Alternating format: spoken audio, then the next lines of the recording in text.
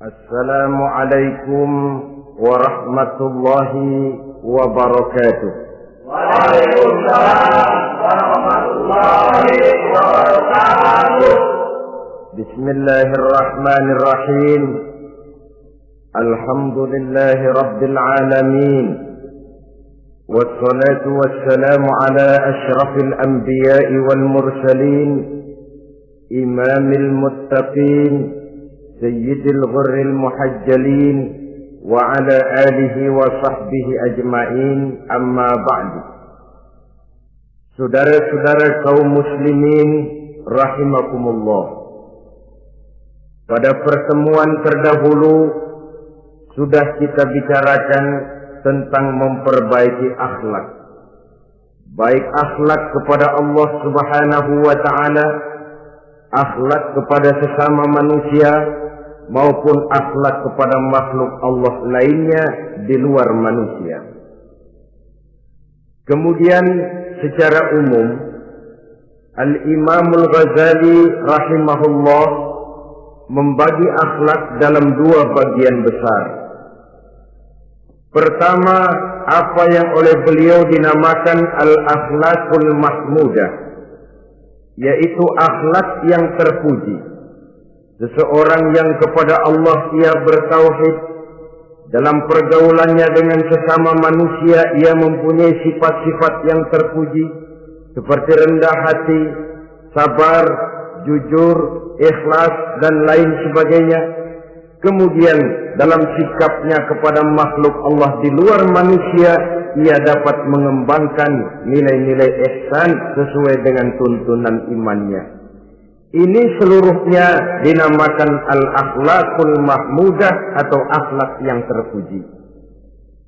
Kemudian yang kedua oleh beliau dinamakan al-akhlaqul mazmumah, yaitu akhlak yang tercela.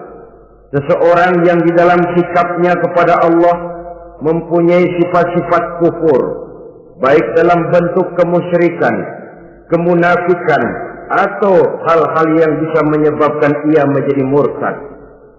Lalu dalam pergaulannya dengan sesama manusia, ia mempunyai sikap yang tidak terpuji, sombong, ria, ujub, dusta, khianat, suka menggunjing dan memfitnah, dan lain sebagainya. Sedangkan sikapnya kepada makhluk Allah di luar manusia, ia senantiasa menimbulkan kerusuhan. Itu seluruhnya dinamakan dengan al-akhlaqul mazmumah atau akhlak yang tercela. Untuk memperoleh akhlak yang baik, yang dalam bahasa populernya dinamakan al-akhlaqul karimah, para ulama sufi memberikan tuntunan. Pertama, melalui jalan yang disebut tafalli. Yang kedua, tahalli. Dan hasilnya nanti akan membuahkan tajalli. Tafalli artinya mengosongkan diri dari segala macam sifat yang tercela. Sombongnya dibuang, riaknya dihilangkan, suka fitnahnya musnah, dustanya berhilang. Itu semuanya dinamakan tafalli, mengosongkan diri dari seluruh sifat-sifat yang tercela. Apabila ini sudah berhasil dilaksanakan oleh seseorang, ia naik kepada tingkat yang selanjutnya dinamakan tahalli. Tahalli artinya menghiasi diri dengan seluruh sifat-sifat yang terpuji. Bila sombongnya hilang, berganti dengan tawadhu. Bila dustanya hilang, berganti dengan jujur. Bila khianatnya hilang, dihiasi hatinya dengan amanah, dan begitu selanjutnya. Hasil daripada tahalli, menghiasi diri dengan segala sifat-sifat yang terpuji, akan mengantarkan orang untuk sampai kepada tajalli, bisa menyaksikan kebesaran Allah Subhanahu wa ta'ala. Maka pada pertemuan kali ini kita akan mulai dengan yang pertama, tahalli, mengosongkan diri dari seluruh sifat-sifat yang tercela, menjauhkan diri dari semua akhlak-akhlak yang tidak baik. Dan pertemuan ini akan kita mulai dengan membicarakan dusta dan akibatnya.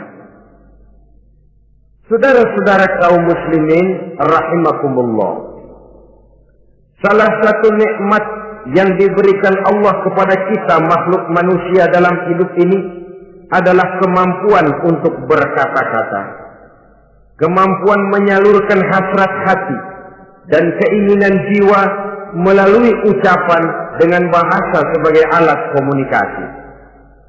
Sehingga orang lalu berkata bahwa al-insan adalah hayawanun natiq.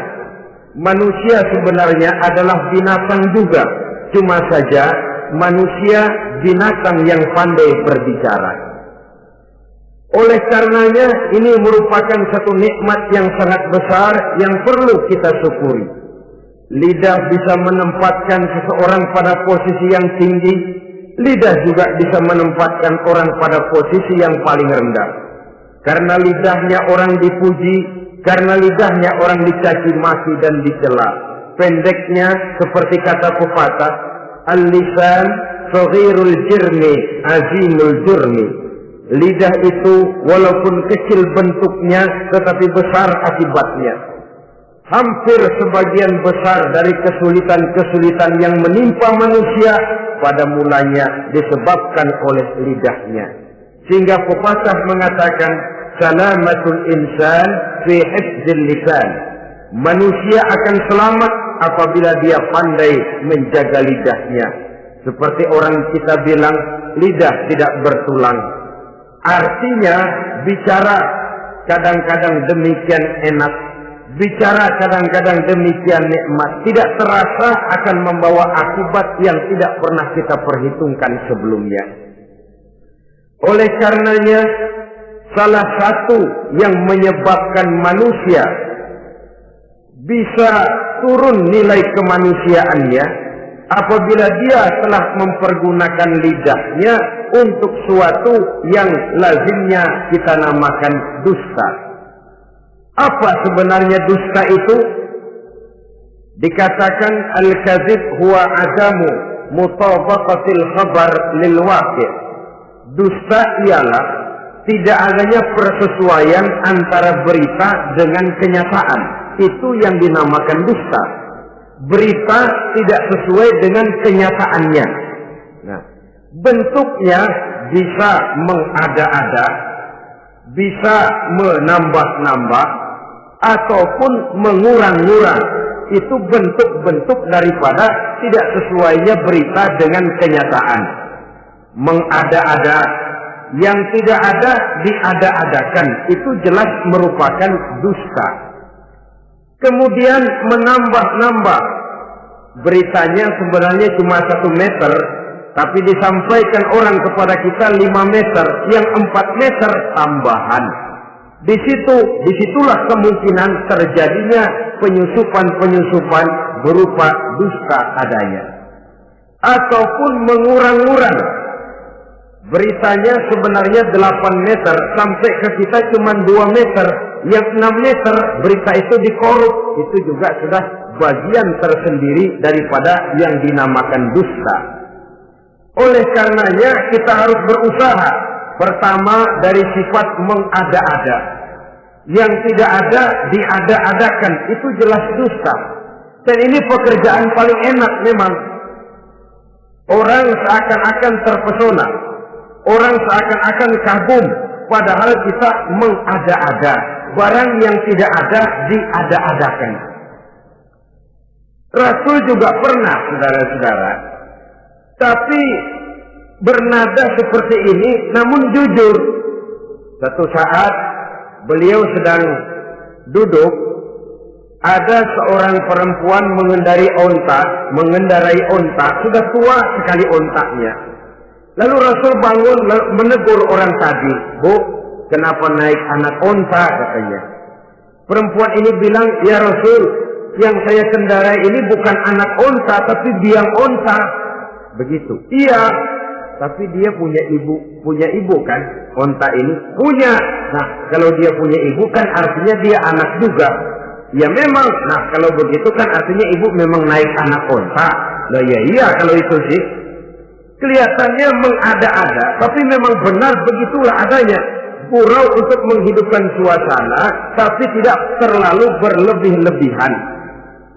Yang kedua jenis daripada dusta itu menambah-nambah. Ini juga paling enak. Orang sering bilang, kalau kita ngirim duit, jangan harap kurang, jangan harap tambah. Tapi kalau kita ngirim berita, jangan harap kurang. Duit kita kirim kepada orang, jangan harap tambah. Kurang, jangan harap kurang. Atau jangan harap tambah, kurang bisa. Tapi kalau berita kita kirim kepada seseorang, jangan harap kurang itu berita, nambah bisa. Atau kemudian mengurang-urang, ini juga termasuk jenis daripada dusta. Baik mengada-ada atau menambah-nambah, kemudian mengurang-urangi, seluruhnya merupakan pekerjaan yang paling enak. Kita anggap sesuatu yang biasa, padahal akibatnya nanti akan menjadi luar biasa. Saudara-saudara kaum muslimin rahimakumullah, apa bahaya dusta dalam kehidupan manusia? Pertama, bagi dirinya sendiri. Orang yang berdusta sebenarnya sudah membahayakan dirinya sendiri. Apa bahayanya? Pertama, ia akan dikucilkan dari pergaulan.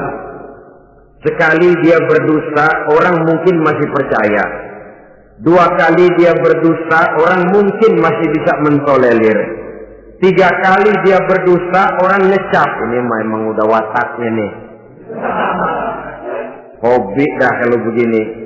Akhirnya dia dikucilkan dari pergaulan. Lain hari, walaupun dia serius bicara, orang nggak lagi nanggapin sebagaimana yang semestinya. Dikucilkan dari pergaulan. Akibat apa? Akibat dari dusta yang dilakukannya. Akan merugikan dirinya sendiri. Ada satu cerita, saudara. Seorang pengembala kambing sedang mengembalakan kambing di tanah lapang. Satu hari iseng dia sendirian. Ini orang kampung pengen tahu dibohongin. Teriak dia, "Tolong, ada serigala, ada serigala." Mendengar teriakan ini karuan, satu kampung orang nyaris keluar semua. Yang bawa pentungan, yang bawa golok, yang bawa pisau. "Mana serigalanya, mana?" Ini pengembala tadi nyengir. "Kagak ada. Gua bohongin lo." Sudah, pulanglah orang kampung ini. Sekali, besoknya begitu lagi. Keluar lagi orang kampung, ternyata juga tidak ada serigala. Pada hari yang ketiga, serigalanya benar-benar datang. Si pengembala tadi pucat, lalu teriak-teriak, "Tolong, ada serigala datang." Nah, orang kampung udah nandain. 2 kali kita dibohongin, ini paling dia bohong lagi. Satu pun tidak ada orang kampung yang keluar untuk menolong. Akhirnya kambingnya habis dimakan oleh serigala. Yang rugi dirinya sendiri. 1 kali dia bohong, orang percaya mungkin. 2 kali dia bohong, orang masih tolerir. 3 kali dia bohong, orang nandain. Terkucil dari pergaulan akibat daripada perbuatan dusta. Oleh karenanya saya yakin tidak seorang pun di antara kita yang suka berteman dengan seorang pendusta. Karena apa? Seorang pendusta tidak akan segan-segan menjual temannya sendiri.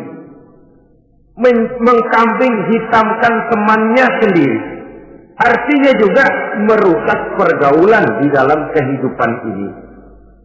Penyakit yang bahaya yang kedua bagi diri orang yang berdusta itu sendiri, sifat dusta menyuburkan watak munafik. Nabi bersabda, ayatul munafiqi salatun.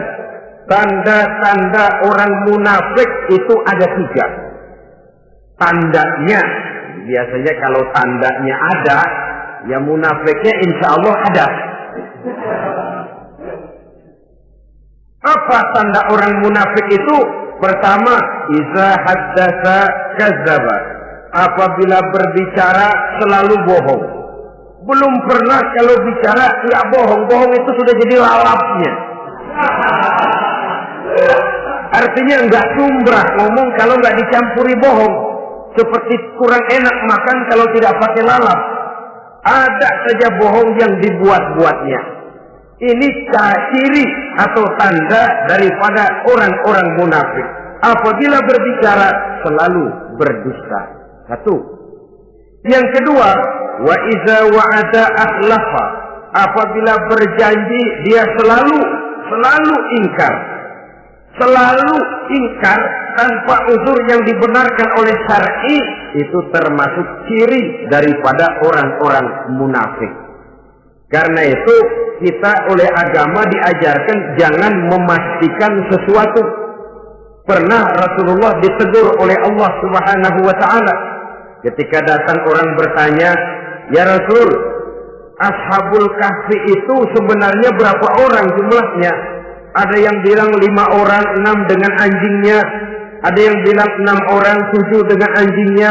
Ada yang bilang 8 orang, 9 dengan anjingnya. Yang benar yang mana Rasul? Rasul menjawab, besok. Jawabannya besok.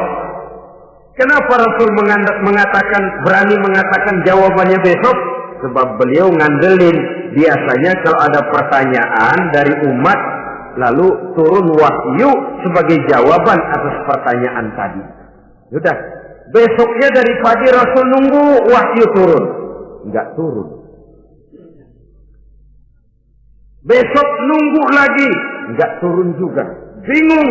Sekali turun malah negur beliau. Wala taqulanna li syai'in inni fa'ilu dzalika ghadan illa ayyasha Allah. Kalau belum apa-apa Muhammad jangan berani ngeduluin. Besok. Semuanya hanya bisa terjadi dengan izin Allah. Illa ayyasha Allah. Oleh sebab itu harus diawali dengan insya Allah. Insya Allah besok saya pasti datang. Insya Allah ya karena kita beriman kepada Allah. Kepastian di tangan Allah. Pastinya karena kita memang berniat benar ingin datang. Kita kadang-kadang insya Allah ini jadi lalap sih. Asal dia bilang insya Allah udah tulen kagak mau dah.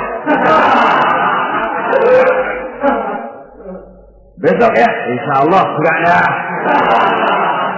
Ini salah kaprahnya kita, saudara-saudara. Yang ketiga, ciri daripada orang munafik itu wa iza tumina khana. Apabila dipercaya, ia selalu berkhianat. Tidak pandai menjaga amanah dalam kehidupan ini. Tidak boleh mendapat satu kepercayaan lalu dikhianatinya kepercayaan itu. Maka jangan lupa bahwa kita diberikan lidah, kita diharuskan memelihara lidah. Dengan apa? Menjaganya daripada sifat-sifat dusta. Apabila berjanji, kita berusaha menepati. Apabila dipercaya, kita berusaha menjaga amanah. Kenapa? Mencari kepercayaan itu sulit, saudara. Tetapi memelihara kepercayaan itu jauh lebih sulit. Apalagi kalau yang bernama rahasia. Rahasia itu memang selama masih ada dalam hati. Kalau sudah kita bicarakan kepada orang lain, itu sudah bukan rahasia lagi sifatnya. Memang sih pada mulanya kita bisa ngomong. Nih gue ngomong begini nih sama lu doang nih. Lu jangan ngomong-ngomong sama yang lain ya. Nanti yang kita ajak ngomong lagi sama orang lain. Nih sama lu doang nih. Jangan ngomong-ngomong sama yang lain. Akhirnya kan terus sampai walaupun setiap kali ngomong mesti cuman malu doang nih ya. Tapi akhirnya tuh beritanya jadi merata menjalar. Kenapa? Rahasia adalah apa yang ada di dalam hati. Jikalau sudah kita bicarakan kepada orang, sudah bukan rahasia lagi namanya. Apalagi sifat manusia. Kalau dia lagi seneng sama kita, jangankan perbuatan kita yang baik, perbuatan kita yang salah pun masih dibenarkannya juga. Tapi kalau dia sudah jengkel sama kita, jangankan kita main judi, kita ngaji masih salah. Itu kalau orang sudah nggak senang itu ya begitu. Dia benci sama kita. Jangankan kita main judi, kita baca Quran masih salah. Tapi kalau dia senang sama kita, hampir matanya itu hilang dari penilaian-penilaian yang objektif. Oleh karenanya sifat dusta menyuburkan sifat kemunafikan di dalam diri seseorang, yang diantara tandanya tadi iza haddasa kadzaba, apabila berbicara ia selalu berdusta. Kemudian bahaya yang ketiga, orang yang selalu berdusta jauh dari ketenangan. Sebab apa? Pada saat kita mendustai seseorang, orang itu mungkin percaya, tapi makin dia percaya, makin tersiksa batin kita. Kenapa? Hati kita sendiri ngomong, lu percaya kok gue bohongin? Kita sendiri tahu bahwa kita bohong. Itu yang menyiksa batin. Jauh dari ketenangan. Apalagi akan timbul satu sifat was-was. Ntar dia tahu. Bagaimana kalau rahasia ketahuan? Bagaimana kalau dia tahu saya bohong? Ini akan menyebabkan seseorang jauh dari ketenangan hidup. Makin rajin dia berdusta, makin tersiksa jiwanya. Lain kalau hatinya sudah mati. Dusta memang sudah jadi profesinya, kebiasaannya. Tidak merasa menyesal, tidak merasa berbuat salah. Dusta itu sudah jadi hobi. Sehingga enak saja. Hati sudah jadi mati kalau sudah begitu. Dan sepanjang hati sudah jadi mati, itulah yang paling kita khawatirkan. Artinya nilai kita adalah bangkai berjalan dalam pandangan Allah Subhanahu wa ta'ala. Saudara-saudara kaum muslimin rahimakumullah, oleh karenanya membahayakan diri sendiri dosa itu. Yang kedua, berbahaya bagi masyarakat banyak.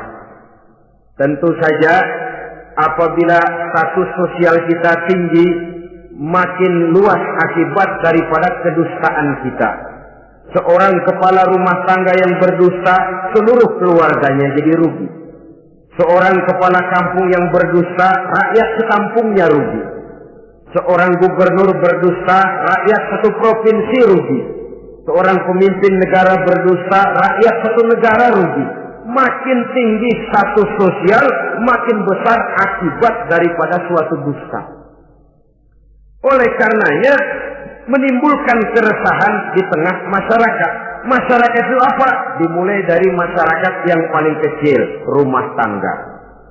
Kalau satu rumah tangga sudah diwarnai oleh sesuatu yang bernama dusta, maka ketenangan, ketentraman, kebahagiaan rasanya akan sulit terwujud di dalam rumah tangga itu sendiri. Seorang istri apabila sudah pandai mendustakan suaminya, maka itu sudah berarti memulai keretakan dalam kehidupan rumah tangga, menimbulkan benih-benih ketidakpercayaan. Apabila seorang suami sudah mulai mempunyai titik ketidakpercayaan kepada istrinya lagi, itu sudah menandakan retaknya basis kehidupan rumah tangga.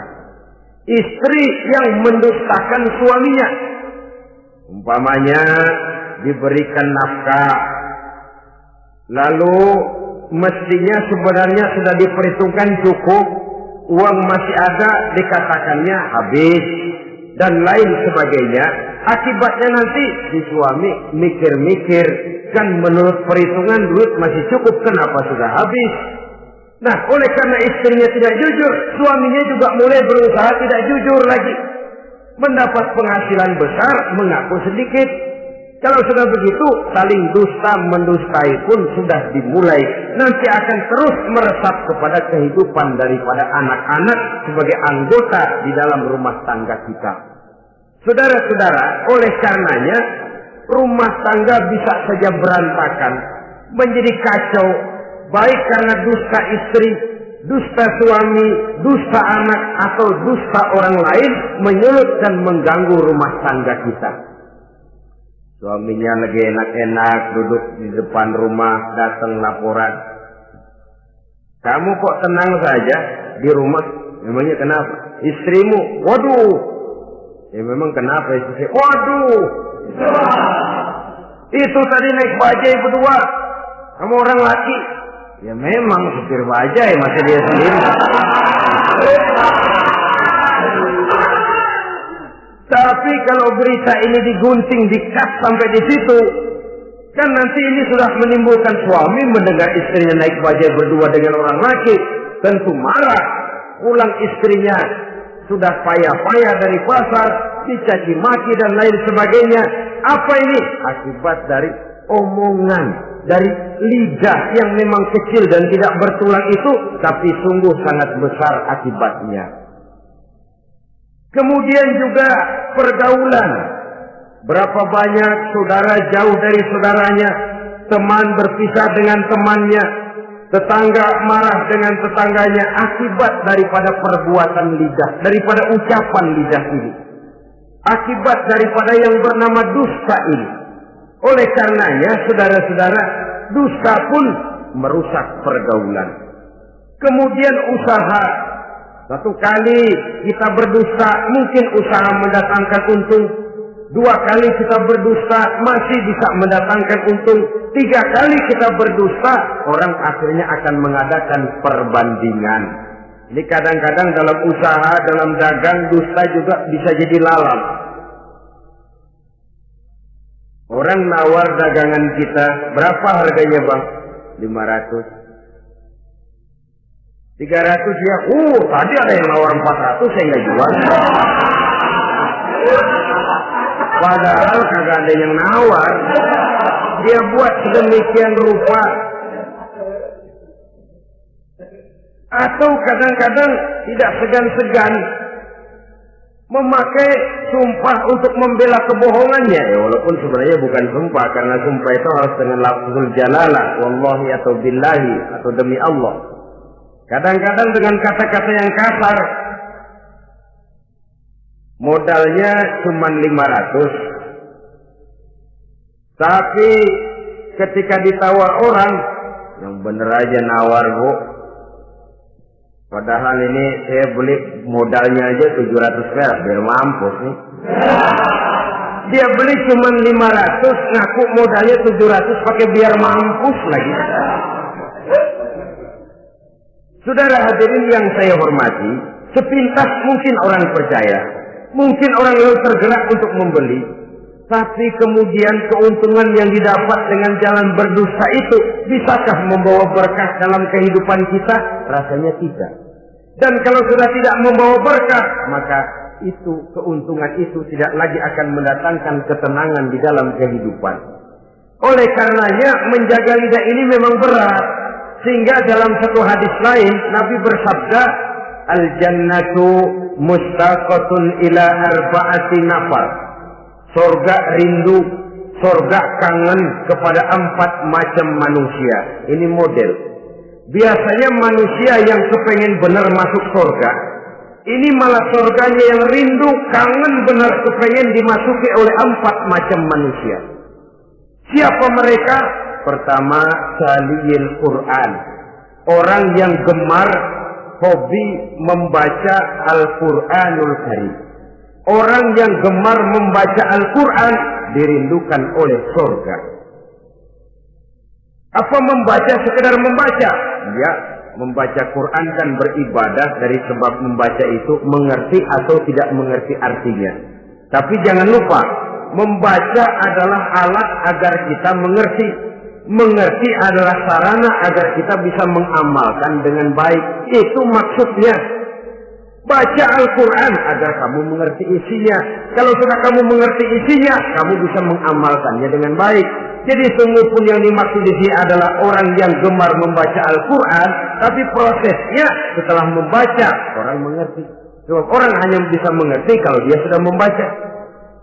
Kemudian apabila mengerti, dia terdorong untuk mengamalkan. Talil Quran bukan hanya orang yang sekedar gemar membaca Al-Quran, tapi juga yang membawa gaya hidup yang Qurani. Saudara-saudara kaum muslimin rahimakumullah, talil Quran, orang yang gemar membaca Al-Quran dirindukan oleh surga. Yang kedua, wa mut'imil ji'an, orang yang memberi makan orang yang kelaparan. Nabi memberikan anjuran sangat, siapa yang ingin dekat dengan aku di hari akhirat nanti, bersahabatlah ia dengan yatim, dengan piatu, dengan janda-janda tua yang miskin, perlu uluran tangan, mereka yang hidup di bawah garis kemiskinan. Bila diberikan kelebihan rizki oleh Allah, bersahabatlah dengan orang yang tidak mampu. Mut'imil ji'an, orang yang memberi makan orang kelaparan, dirindukan oleh surga. Saudara-saudara kaum muslimin rahimakumullah, demikian besar perhatian Islam terhadap kepekaan sosial, terhadap kesetiakawanan sosial ini, sampai dalam ayat Al-Quran dijelaskan oleh Allah Subhanahu wa ta'ala, ara'aita allazi yukadzibu bid-din fadzalika allazi yad'ul yatim wa la yahuddu ala ta'amil miskin.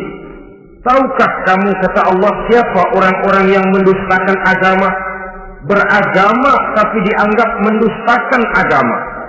Kalau sudah dianggap mendustakan agama, artinya imannya dusta, dia sholatnya dusta, dia puasanya dusta. Siapa mereka itu?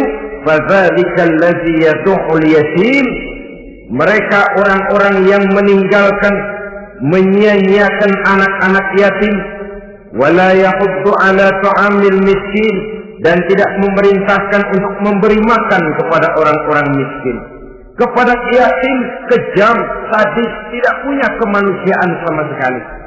Maka mungkin kita yang rajin sholat, mungkin kita yang sudah 4-5 kali berhaji, bisa saja terhalang masuk surga. Karena di sebelah rumah kita ada anak yatim piatu, merintih kelaparan, menggigil kedinginan. Kita tahu, kita mampu, dan kita diam saja tidak mau memberikan pertolongan. Itu yang mungkin bisa menghalangi kita untuk sampai ke surga. Oleh karenanya, salah satu jenis manusia yang dirindukan oleh surga, mut'imil ji'an, orang yang memberi makan orang yang kelaparan. Yang ketiga, orang yang dirindukan oleh surga, was-sha'imina fi Ramadan, orang yang melaksanakan ibadah puasa di bulan suci Ramadan. Dan yang keempat, ini yang ada kaitannya dengan masalah kita, wa hafizil lisan. Salah satu manusia yang dirindukan oleh surga ialah orang yang pandai menjaga lidahnya. Artinya dia bisa menempatkan diri, kapan waktunya bicara, kapan waktunya diam. Orang bilang memang kalau bicara itu perak, diam itu emas. Maksudnya diam lebih berharga daripada bicara. Tapi orang memang harus pandai menempatkan diri. Artinya tahu kapan waktunya bicara, kapan mestinya diam. Kalau waktu diam dia bicara, namanya dia tidak tahu diri. Kalau harus bicara dia diam, dia namanya juga tidak mau menyampaikan sesuatu yang seharusnya dia sampaikan. Sama saja ada orang bilang sedikit bicara banyak bekerja. Sebenarnya harus seimbang. Banyak bicara harus banyak bekerja. Biasanya kalau sedikit bicara banyak bekerja itu dua kemungkinan. Kalau nggak main catur, maling. Yang namanya maling, bicaranya sedikit. Maling buka jendela lalu berbisik sama temennya, udah tidur. Ngomongnya segitu, selebihnya dia kerja serapi-rapinya. Sebaliknya, banyak bicara, sedikit kerja, bahkan nggak pernah kerja. Orang gila. Coba saja lihat orang gila, ngomong melulu. Kerjaannya nggak ada. Jadi oleh karena itu memang harus seimbang. Pendeknya kita harus tahu kapan mesti bicara, kapan mesti diam.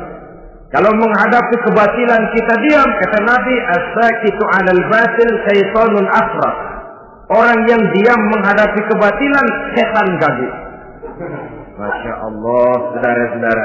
ada munkarat, ada maksiat, ada kebatilan, ada kezaliman, dia diam tidak mau menyampaikan yang benar, itu setan ganggu. Sehingga dikatakan qulil haqqa walau kana murran, sampaikan, katakan yang benar walaupun pahit. Dan memang menyampaikan kebenaran bukan main pahitnya, bukan main getirnya, banyak resikonya. Tapi ini sesuatu yang harus kita sampaikan. Sebab kata Nabi tadi, orang yang diam menghadapi satu kebatilan sama saja dengan setan gagu. Orang yang pandai menjaga lidahnya dirindukan oleh surga. Dan ini walaupun kelihatannya pekerjaan ringan, kecil, berat, saudara-saudara. Bahkan diceritakan Nabi Ibrahim itu pernah nangis di hadapan Allah Subhanahu wa ta'ala. Ketika ditegur, ditanya, kenapa kamu menangis Ibrahim?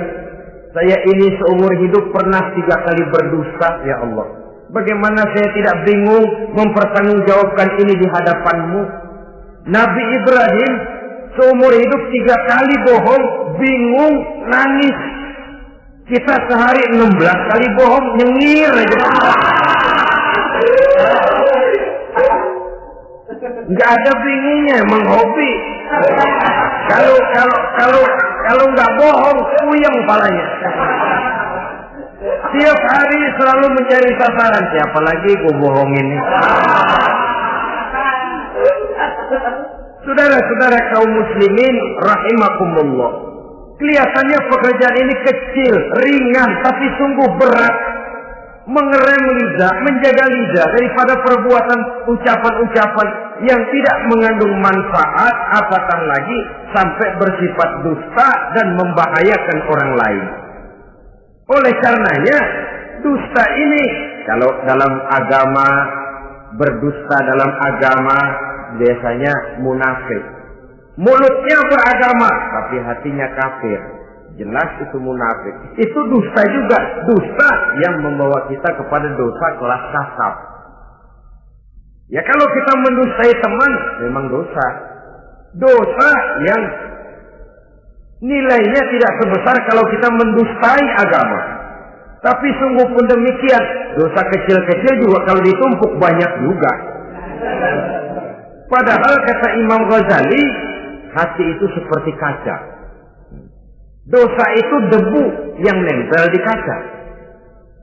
Kalau debu-debu itu terus numpuk, kita malas ngelapnya, malas ngebersihinnya. Jadi satu berkarat di kaca, susah banget ngebersihinnya. Coba kaca kalau udah karatan, pakai silet kita gosok, setengah mati. Begitu juga perbuatan dosa. Kalau kita senang dusta, biarinlah dosa kecil, bohong lagi, bohong lagi, bohong lagi. Numpuk berkarat di hati itu dosa. Nah hati itu kalau sudah dilingkungi oleh karat, nur, cahaya kebenaran itu sulit untuk masuk. Karena dia sering berdusta, orang lain dianggap sama juga sama dirinya. Ini yang celaka. Oleh karenanya timbul sifat menyamakan orang lain dengan keadaannya sendiri. Dikala itu hati yang sudah penuh dengan noda-noda dosa itu sudah berkarat sehingga sulit untuk dibersihkan lagi. Itu sebabnya Nabi berpesan, ittaqillaha haitsu ma kunta wa atbi'is sayyi'atal hasanata tamhuha wa khaliqin nasa bi khuluqin hasanin. Bertakwalah kamu kepada Allah dimanapun saja kamu berada. Bertakwa dimanapun saja kamu berada. Di pasar takwa kita, di kantor takwa kita, di masjid takwa kita, di rumah tangga bertakwa kepada Allah dimanapun saja kamu berada. Kita sih kadang-kadang takwa juga, cuman musinan. Takwa kita pakai tempat. Asal lagi duduk di masjid, dengerin pengajian, dengar kiai pidato, manggu takwa bener. Aduh. Keluar dari masjid, teler aja lagi.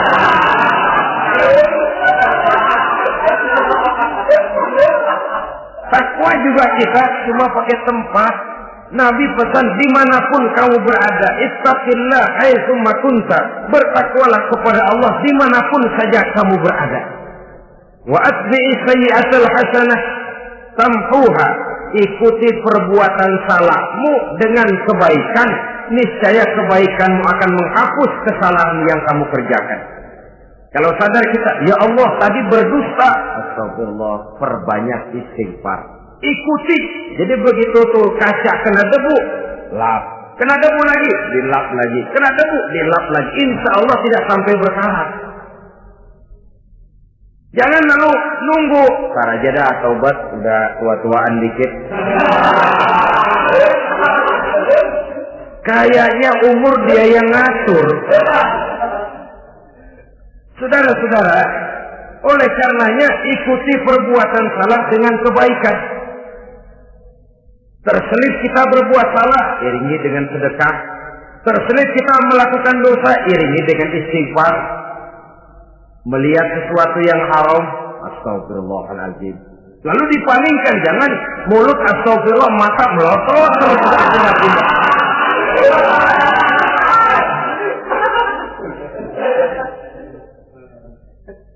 Wa khaliqin nasa bi khuluqin hasanin, dan bergaulah dengan manusia mempergunakan akhlak yang baik.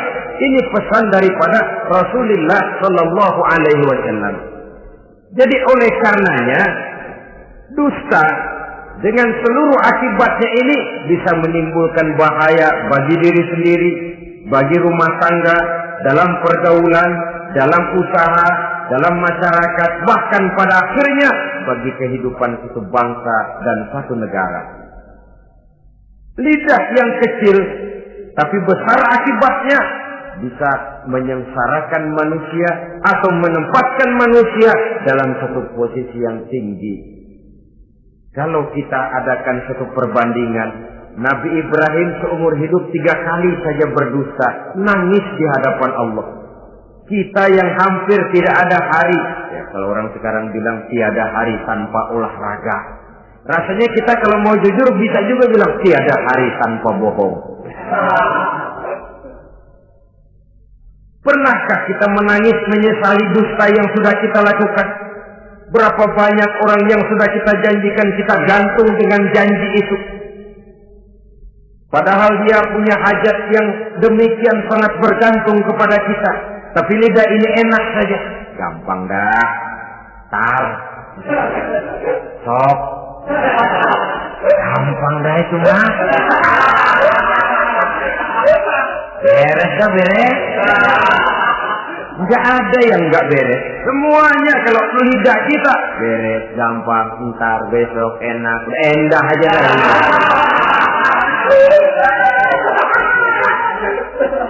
Habis orang kita gantung dengan harapan, padahal kita tidak bermaksud memberikan harapan itu. Sementara kita melangkah melenggang dengan senyum, sedang orang lain menggerutu. Saudara-saudara kaum muslimin rahimakumullah, ini pada gilirannya akan kembali penyakitnya kepada diri kita juga, menyuburkan watak munafik, mengucilkan kita dari dalam pergaulan, dan menjauhkan kita daripada ketenangan hidup. Karenanya dusta memang berbahaya. Dalam perjuangan, dusta akan menimbulkan watak pengkhianatan. Dusta juga bisa menyebabkan munculnya musuh-musuh dalam selimut, yang pura-pura berteriak membantu perjuangan tapi di belakang mencari titik kelemahan kita. Oleh karenanya, mencari teman yang bisa diajak tertawa itu gampang. Mencari teman yang mau diajak menangis itu sulit. Mencari teman yang mau diajak nyanyi banyak. Tapi mencari teman yang mau diajak berkeluh kesah itu yang langka. Oleh karenanya, di dalam kehidupan ini untuk menjaga lingkungan pergaulan, mari kita berusaha untuk menjaga lidah dengan sebaik-baiknya. Nah, apa semua bohong tidak boleh? Ada bohong yang ditolerir. Di antaranya kata Nabi, salasun laisa minal kazzab. Ada 3 macam bohong yang tidak dianggap bohong. Bohong tapi tidak dianggap bohong. Dusta tapi tidak berdosa. Kalau memang harus bohong, carilah bohong yang tidak dosa. Bahkan insya Allah ada pahalanya kalau kita ikhlas. Apa itu? Pertama, hadisul rajulu limar'atihi au hadisul mar'atu li zaujiha. Bohongnya seorang suami untuk menyenangkan hati istrinya. Gak apa-apa. Untuk menyenangkan hati istrinya. Misalnya suami pulang dari kantor perutnya lapar. Begitu makan nyobain sayur asinnya luar negeri.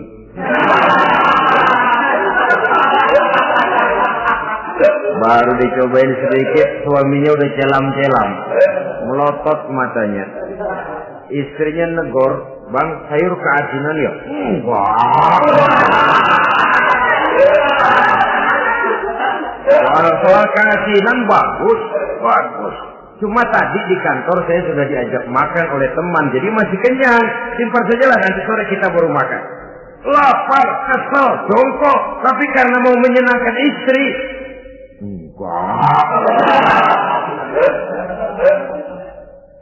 Atau sama saja dustanya seorang istri untuk menyenangkan hati suaminya. Bisa saja itu terjadi. Suaminya beli sendal buat istri. Mahal, padahal murah kena mahal. Warnanya gak enak dilihat, potongannya norak. Suami istri tahu kalau itu sendal murah. Suaminya tanya, "Bagaimana, Bu, sendal yang saya beli?" Waduh, cakep bener Bang. Luar biasa. Tangga kita mana ada yang pakai sendal begitu. Memang kagak ada, jelek.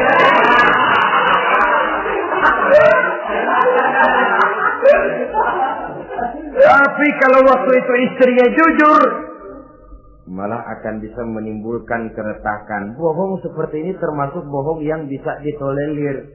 Untuk menyenangkan hati istrinya atau untuk menyenangkan hati suaminya. Tapi lalu jangan dieksploitir. Jangan dieksploitir dalam arti untuk menutupi untuk menutupi perbuatan salahnya lalu berdusta. Menutupi perbuatan salahnya, itu yang tidak boleh. Sebab bagaimanapun ditutupi, perbuatan salah toh akhirnya akan naik juga ke permukaan. Yang kedua, al-kadzib li islahi zatil bain. Dusta untuk mendamaikan dua orang yang sedang berselisih. Itu boleh. Malah Raja Iblis, kalau ada dua orang yang sedang berselisih, marahan kita jadi tukang sulut, tukang ngipasin. Datang ke sana ngipasin, datang kemari ngipasin. Tidak mendamaikan. A marah sama B. Datang kita sama A katanya kamu marahan sama B. Ya itu B kurang ajar. Enggak begitu. Saya kemarin ketemu di si B, dia bilang kangen